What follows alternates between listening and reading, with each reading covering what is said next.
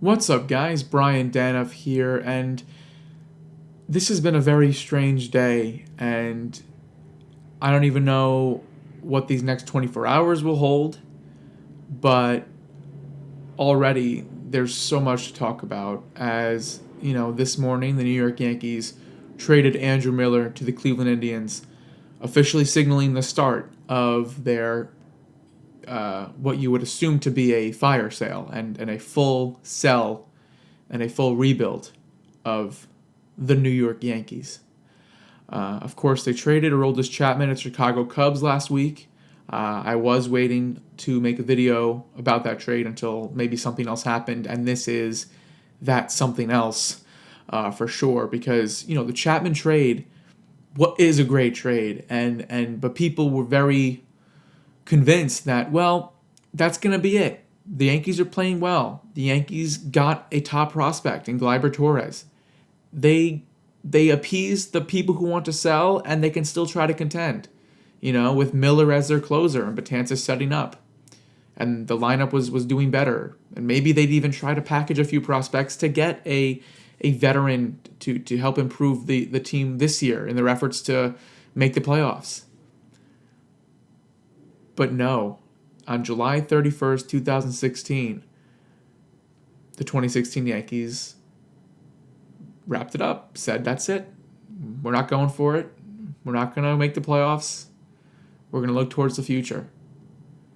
And, replace New York Yankees with any other team in baseball, and it sounds like a reasonable or believable statement. But it's just not right now when you think that the Yankees have done what so many other teams have done, but what they have not done in close to 30 years.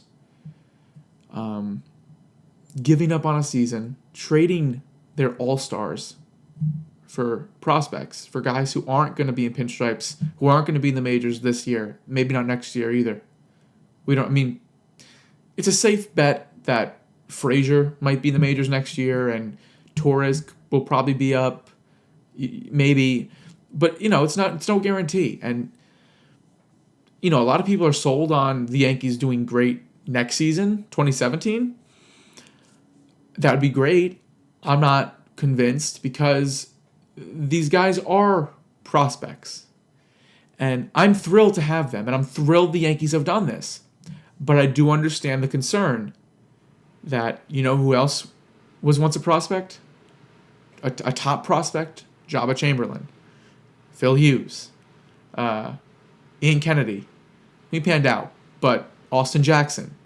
The Yankees, they didn't draft well, but a few short years ago they had this great nucleus of prospects, and they did not pan out.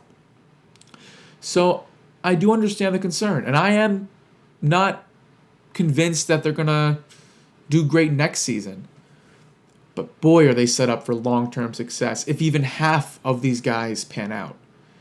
And I think it's safe to say that at least half will, if not a lot of them, because they are also heavily scouted, heavily believed to be some of the best players in the minor leagues and some of the most promising young players in professional baseball. And it's amazing to think that the Yankees now have guys like that, again, that they have Clint Frazier, who is one of the top prospects in baseball. They have Gleyber Torres, that they have Justice Sheffield, a solid left-handed arm. They had no left-handed pitching, and now he could be the middle of rotation left-hander. That's huge, and that's what most people believe his upside is. And who knows? Could be the ace if something happens. And also, he's not related to Gary Sheffield. He is not related to Gary Sheffield. I'll say that again because people have been saying that all day. Not true.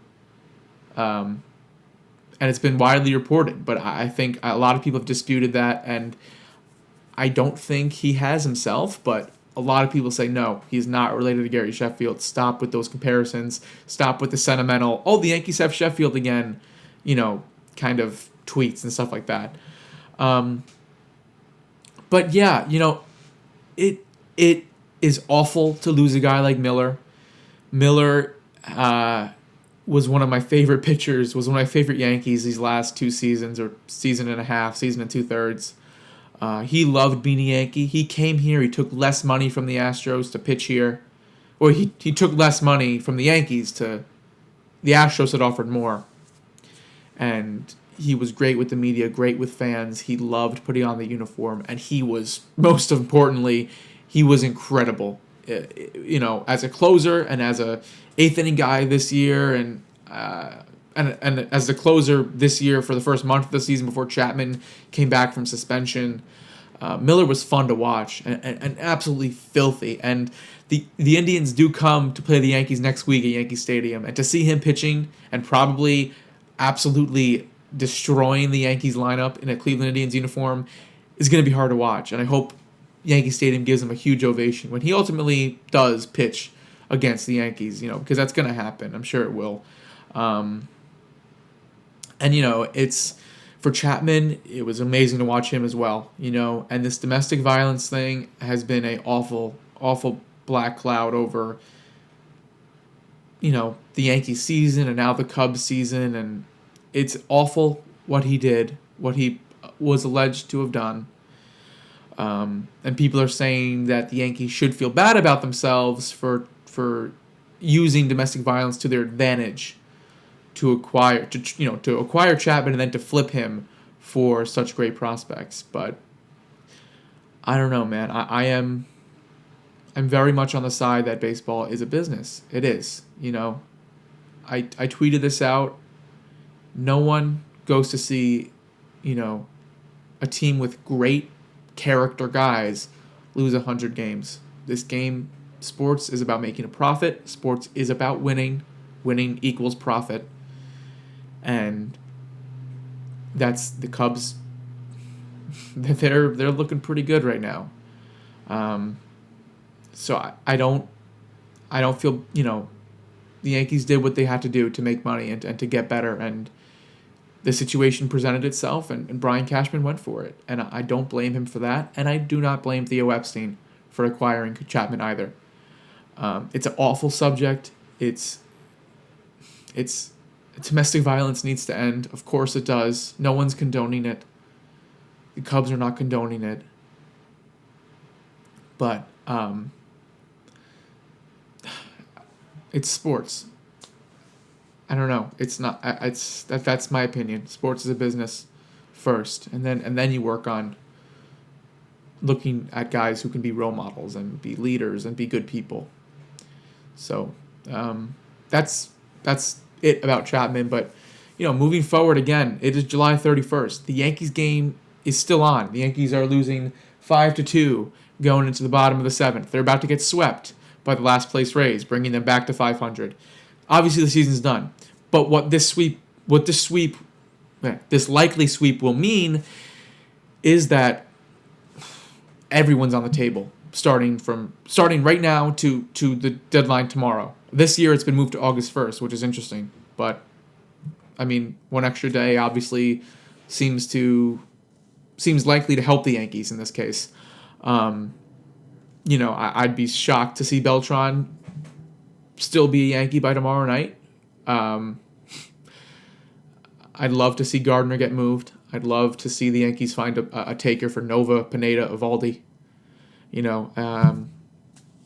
My whole opinion this whole season was, well, not this whole season, but my whole opinion of the selling versus buying aspect is, are you really going to win your next division with Nova in the rotation and Eovaldi in the rotation and Pineda in the rotation?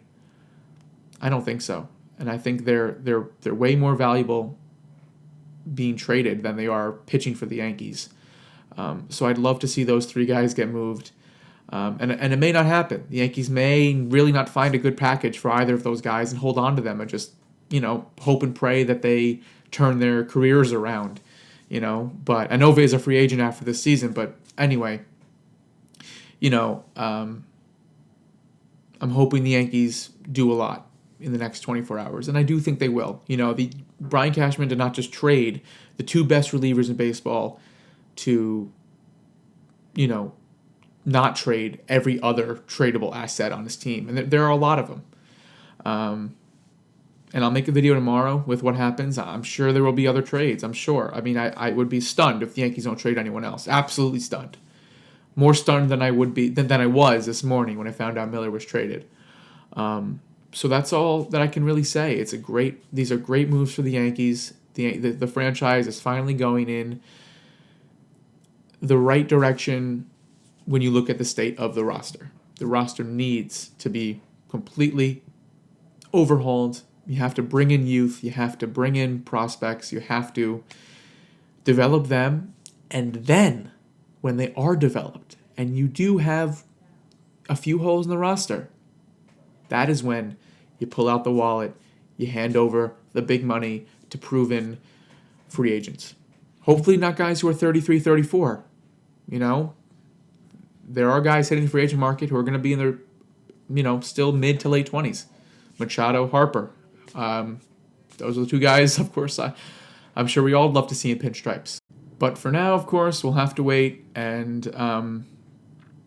I guess we'll just have to enjoy these next couple months of ugly Yankees baseball. Probably, and hopefully, the ugliest Yankees baseball we'll ever see. I think brighter days are definitely ahead and not so far away.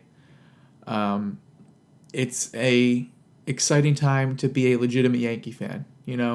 I guess the people who love sitting in legend seats and just, sipping on cocktails and talking over business deals won't be too excited with the product on the field now.